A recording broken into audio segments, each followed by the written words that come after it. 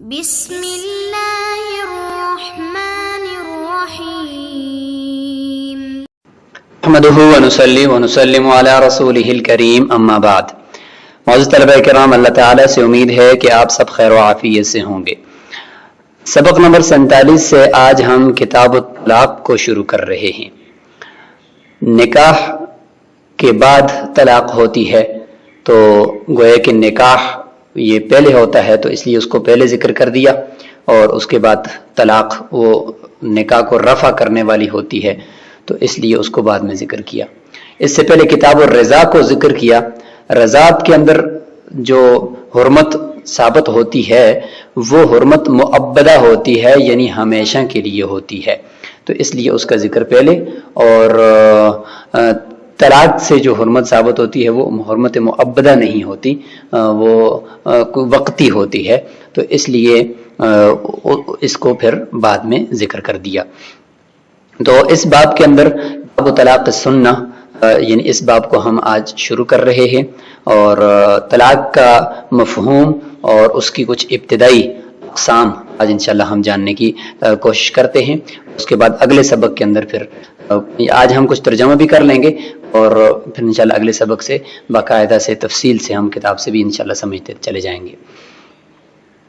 طلاق ہمارے ہاں ایک عام لفظ ہے کہ شوہر اپنی بیوی کو یعنی اپنے آپ سے جدا کر دیتا ہے تو اس کے لیے وہ الفاظ بولتا ہے جس میں طا لام قاف کا مادہ ہوتا ہے، تو اس کو معاشرے میں بھی طلاق ہی کہا جاتا ہے۔ تو مفہوم تو اس کا بالکل واضح ہے۔ اب اس کا ہم لغت میں معنی دیکھ لیتے ہیں۔ تو لغوی معنی اس کا ہے کہ یہ طلاق مصدر ہے اور بمعنی تطلیق کے ہے، یعنی طلاق دینا، تو طلاق بمعنی تطلیق، طلق یطلق تطلیقا باب تفعیل سے۔ اور لغت میں اس کا معنی ہے رفع القید، یعنی قید کو رفع کرنا، اٹھانا۔ تو نکاح کی جو قید ہے جس کی وجہ سے عورت ایک مرد کی ماتحت تھی، تو اب وہ وہاں سے اس قید سے وہ نکل جائے گی، تو رفع القید یہ طلاق کا لغوی معنی ہے۔ اصطلاحی تعریف دیکھتے ہیں تو فرمایا کہ عبارت عن حکم شرعی، طلاق نام ہے ایک ایسے حکم شرعی کا، یرفع القید النکاحیہ، جو نکاحی پابندی تھی عورت کے اوپر اور ایک ذمہ داری تھی اور ایک حصار تھا، اس کو اٹھا دیتا ہے بالفاظ مخصوصۃ، مخصوص الفاظ ہیں اس کے ان کے ذریعے سے۔ یہ اس کی ہوگی اصطلاحی تعریف۔ سبب یہ طلاق کیوں دیتا ہے، حالانکہ اللہ تعالیٰ نے اس کی اجازت بھی دی ہے۔ قرآن مجید میں سورہ طلاق اس کے احکام سے متعلق ذکر فرمائی، سورہ بقرہ کے اندر تفصیلی احکامات ذکر فرمائے، تو کیوں اس کی اجازت دی؟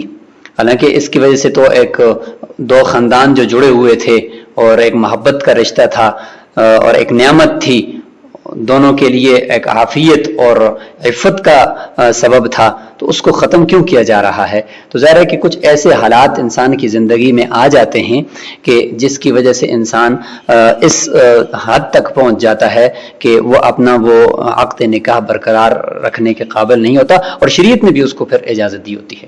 تو اللہ تعالیٰ کے نزدیک سب سے ابغض ترین، یعنی سب سے ناپسندیدہ ترین جو حلال چیزیں ہے وہ طلاق ہے، یعنی اجازت تو ہے لیکن سب سے ناپسندیدہ ہے کہ انتہائی مجبوری کے اندر پھر جب بالکل دونوں کا آپس میں نباہ نہیں ہو سکتا اور آپس میں وہ زندگی ان کی اجیرن بن کر رہ گئی ہے اور سوائے طلاق کے اور کوئی حل نہیں ہے اس کا، تو وہاں پر پھر شریعت نے اجازت دی ہے اور طریقہ بھی بتایا ہے۔ تو سبب اس کا پھر یہ ہے کہ آپس میں جدائی کی شدید حاجت پیش آ جاتی ہے۔ شرائط طلاق کی دیکھتے ہیں تو سب سے پہلی شرط مرد کے اندر وہ عاقل ہو، لہذا مجنون کی طلاق واقع نہیں ہوگی، اور نیند کی حالت میں، خواب کی حالت میں ہو اس کی بھی طلاق واقع نہیں ہو، خود اس کو سمجھ بوجھ ہو کہ میں کیا کر رہا ہوں، اور اسی طریقے سے بالغ ہو، ابالغ کی طلاق واقع نہیں ہوگی۔ اور عورت کے اندر شرائط یہ ہے کہ عورت منکوحہ ہو، اپنی منکوحہ کو طلاق دے سکتا ہے، منکوحہ کے علاوہ کسی عورت کو طلاق نہیں دے سکتا۔ یا یہ کہ عورت طلاق رجی کی عدت میں ہو، مثلا یہ کہ ایسی طلاق کی عدت میں ہو کہ جس میں رجوع ممکن ہے اور یہ ہے کہ دوبارہ یعنی بغیر نکاح کے بھی وہ اس کی بیوی بن سکتی ہے، تو اس دوران دوسری طلاق وغیرہ دینا یہ درست ہے۔ تو یہ اس کی شرائط ہو جائیں گی۔ حکم کیا ہے طلاق کا؟ تو حکم یہ ہے کہ جب طلاق واقع ہو جائے گی تو ملکیت شوہر کی اس عورت سے، اس کی متع سے، یعنی اس کی ملک بوزہ زائل ہو جائے گی، اور شوہر کو شریعت نے 3 طلاقوں کا حق دیا ہے، اور طلاق شوہر کے ہاتھ میں ہے نہ کہ بیوی کے ہاتھ میں۔ اور اگر بیوی وہ باندھی ہے اور آزاد عورت نہیں ہے تو پھر شوہر کو 2 طلاقوں کا ہی حق ہوتا ہے۔ طلاق کی ابتدائی اقسام بھی ہم ایک نظر دیکھ لیتے ہیں۔ طلاق کو اگر دیکھیں تو اس کی پہلی قسم ہم کر لیتے ہیں سنی، یعنی ایسی طلاق جو سنت سے ثابت ہے، ورنہ طلاق دینا کوئی سنت نہیں ہے، بلکہ یہ مطلب ہے کہ طلاق ایسی طلاق کہ جس کا اچھا طریقہ سنت سے جو ثابت ہے کہ اس طریقے سے دی جائے تو اس کو طلاق سنی کہتے ہیں۔ دوسری قسم ہے طلاق بدعی، جس کا طریقہ یعنی ثابت بھی نہیں اور وہ صحیح طریقہ نہیں ہے، اگرچہ طلاق تو پھر بھی واقع ہو جائے گی لیکن ساتھ ساتھ اس غلط طریقے سے طلاق دینے میں گناہ ہوگا۔ انشاءاللہ ساری اقسام اس کی آ رہی۔ سنی طلاق کی پھر 2 قسمیں ہیں۔ سنی بے اعتبار عدد کے اعتبار سے کہ یعنی کتنا عدد سنت ہے وہ ہم دیکھیں گے، اور سنی بے اعتبار وقت، اس وقت میں طلاق دینا یہ مسنون ہے اور اچھا ہے۔ اسی طریقے سے پھر بدی کی بھی 2 ہو جائیں گی، بدی بے اعتبار عدد، اس عدد کے اعتبار سے دیں گے تو یہ طلاق دینا درست نہیں ہے، مثلا 3 طلاقیں اکٹھی دیں گے تو یہ جائز نہیں ہے، بدعت ہو جائے گی، یعنی گناہ ہوگا اگرچہ واقع ہو جائیں گی۔ اور اعتبار وقت کے بدی ہے کہ مطلب یہ ہے کہ اگر حیض کے دوران طلاق دے دی تو یہ ایک مثال ہے کہ طلاق واقع تو ہو جائے گی لیکن ایک گناہ کا کام کیا، تو یہ بدی ہو جائے گی۔ آگے پھر طلاق جو سنی ہے، سنی بے اعتبار عدد کے اعتبار سے پھر اس کی 2 قسمیں بنی ہے۔ ایک کا نام ہوگا حسن اور دوسری کا نام ہوگا احسن، حسن اور احسن۔ یہ ساری اقسام صاحب ہدایہ نے ذرا اس ترتیب سے تھوڑا سا مختلف کر کے اپنی کتاب کے اندر ذکر فرمائی ہیں، یہاں ہم نے ان کو ترتیب کے ساتھ یہاں پہ جمع کر دیا ہے۔ یہ طلاق کی ابتدائی اقسام ہیں، اور اس کے بعد انشاءاللہ طلاق کے آگے اور بھی یعنی حکم کے اعتبار سے اقسام آئیں گی، اور اس کے واقع ہونے کے اعتبار سے اقسام آئیں گی، رجوع اور عدم رجوع کے اعتبار سے اور الفاظ کے اعتبار سے طلاق کی اقسام آئیں گی انشاءاللہ، تو وہ ہم آگے پڑھتے چلے جائیں گے۔ کتاب الطلاق، باب طلاق السنہ۔ قال، امام قدوری رحمہ اللہ کا جو متن ہے وہ ذکر کیا جا رہا ہے، الطلاق علی 3 اوجہ۔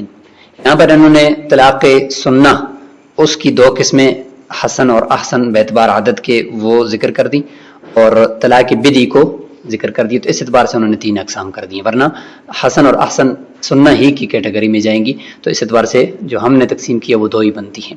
تو بہرحال صاحب ہدایہ اور امام قدوری رحمہ اللہ کی جو تقسیم ہے اس طرز کو بھی ہم دیکھ لیتے ہیں کہ طلاق کی 3 قسمیں ہیں، حسن، احسن، بدعی۔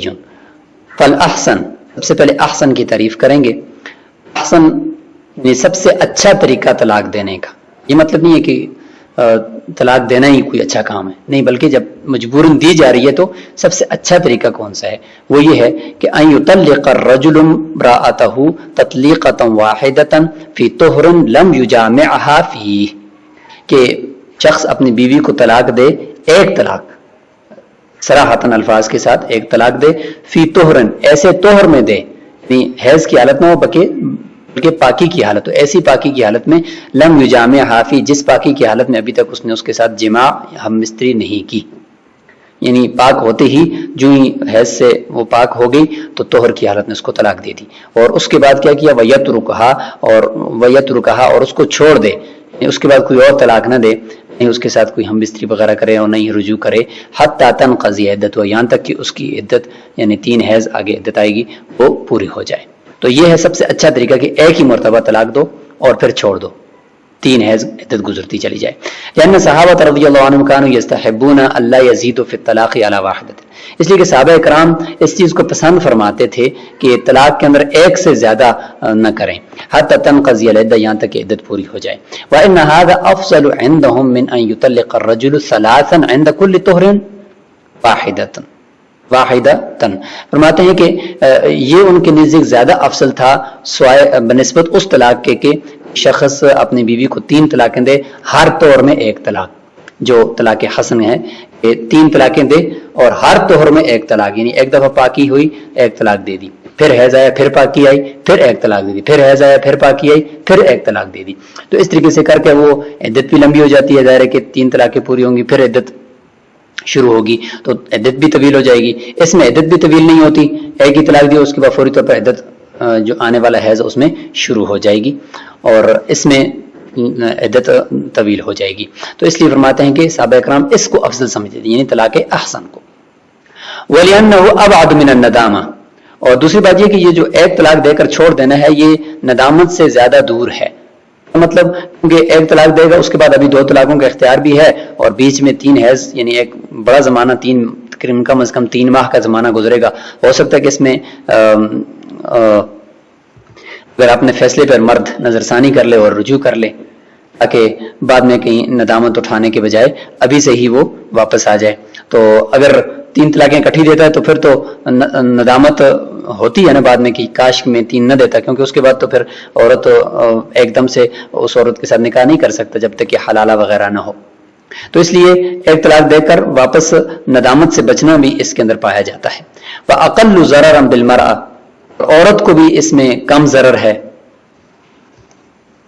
جیسے کہ ہم نے ذکر کیا کہ عدت اس کی کم ہو جائے گی، ورنہ 1 طلاق 1 طور میں دے گا پھر اس کے بعد ہو سکتا ہے کہ دوبارہ رجوع کر لے، پھر دوسرے طور میں دوسری طلاق دے پھر رجوع کر لے، پھر تیسری طور میں تیسری طلاق دے پھر رجوع کر لے، تو ہو سکتا ہے کہ اس میں عدت طویل ہو جائے. تو اس لیے اس میں پھر ضرر زیادہ ہے، اس میں ضرر کم ہے. ولا خلاف لأحد فی الکراہۃ، اور کراہت کے بارے میں بھی کسی کا کوئی اختلاف نہیں ہے کہ طلاق احسن کے اندر کسی قسم کی کوئی کراہت نہیں ہے. ای فی عدم الکراہت، یعنی اس کے مکروہ نہ ہونے میں بھی کسی کا، یعنی کراہت کے بارے میں کسی نے کوئی اختلاف نہیں کیا، مطلب یہ کہ کسی کے نزدیک بھی یہ مکروہ بھی نہیں ہے اور یہ سب سے اچھا طریقہ ہے. والحسن، اب طلاق حسن کی تعریف، وہ طلاق السنتی، یہ طلاق سنت بھی کہلاتی ہے. وہ ان یطلق، سنت کا مطلب یہ نہیں کہ سنت ہے یہ طلاق دینا اس طریقے سے دینا، بلکہ سنت کا مطلب یہ کہ یہ بھی ایک اچھا طریقہ ہے طلاق دینے کا. وہ یطلق المدخول بہا، مدخول بہا عورت ہے، غیر مدخول بہا کو تو اگر 1 طلاق دے گا تو ایک ہی سے وہ بائن ہو جائے گی، یعنی جدا ہو جائے گی، اس کے لیے عدت وغیرہ بھی نہیں ہوگی. یہ مدخول بہا عورت کے لیے ہے کہ اس کو 3 طلاقیں دے، لیکن فی 3 اطہار، جس کا بھی ہم نے ذکر کیا کہ 3 طہروں کے اندر دے، اور ہر ایک طور کے اندر جس میں اس نے اس کے ساتھ جماع نہ کیا ہو. امام مالک رحمہ اللہ فرماتے ہیں کہ انہ بدعہ، یہ 3 طلاقیں دینا 3 طوروں کے اندر یہ حسن نہیں ہے بلکہ یہ بدعہ ہے، یعنی طلاق بدعی میں آئے گا. ولا یباح الا واحدۃ، ایک ہی طلاق صرف مباح ہے، اس سے زیادہ امام مالک رحمہ اللہ کے نزدیک طلاق سنت کے اندر مباح نہیں ہے. لأن الاصل فی الطلاق هو الحظر، وہ فرماتے ہیں کہ اصل تو طلاق کے اندر حظر ہے، یعنی منع ہے کہ طلاق نہ دی جائے. اور والاباحۃ لحاجۃ الخلاص، اور جو اس کو مباح قرار دیا گیا ہے تو وہ عورت سے چھٹکارا پانے کی حاجت کی وجہ سے ہے. تو وہ فرماتے ہیں کہ وہ حاجت تو بالواحدۃ وقد انتفعت بالواحدۃ، ایک طلاق دینے سے پوری ہو جاتی ہے، لہذا 3 طلاقیں دینے کی کوئی حاجت نہیں ہے.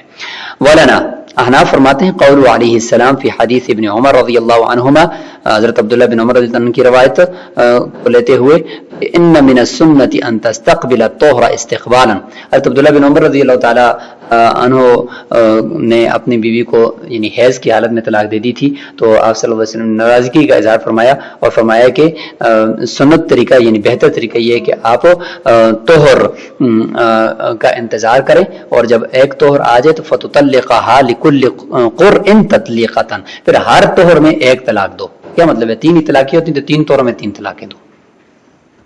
حضرت عبداللہ بن عمر رضی اللہ تعالیٰ عنہ کا تفصیلی واقعہ طلاق سے متعلق وہ دار قطنی کے اندر یہ موجود ہے.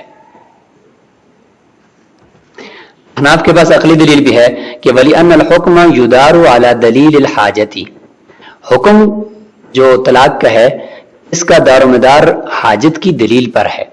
حاجت یعنی عورت سے چھٹکارا پانا، ٹھیک ہے، یہ ہے حاجت. اور اس کی دلیل کیا ہے؟ اس کی دلیل یہ ہے کہ وہو الاقدام علی الطلاق فی زمان تجدد الرغبہ، کہ طلاق پر اقدام کرنا یعنی طلاق دینا اس زمانے میں رغبت کے جدید ہونے کے زمانے میں. یعنی عورت حیض کے زمانے میں عورت سے عام طور پر نفرت سی ہوتی ہے کیونکہ خون آ رہا ہوتا ہے، اس کے بعد جو وہ پاک ہو گئی تو اب اس زمانے میں مرد کی عورت کی طرف رغبت ہوتی ہے. اس رغبت کے زمانے میں مرد طلاق دینے پہ تلا ہوا ہے، تو اس کا مطلب یہ ہے کہ کچھ شدید مسائل ہیں اسی لیے تو یہ طلاق دے رہا ہے. تو ایسے زمانے کے اندر طلاق کا قدم اٹھانا یہ دلیل ہے کس کی؟ عورت سے چھٹکارا پانے کی جو حاجت ہے اس کی دلیل ہے. اور رغبت کا زمانہ بہو الطہر الخالی عن الجماع، یعنی جماع سے ہم بستری سے خالی جو طہر ہوتا ہے وہ زمانہ ہے. تو یہ دلیل ہے.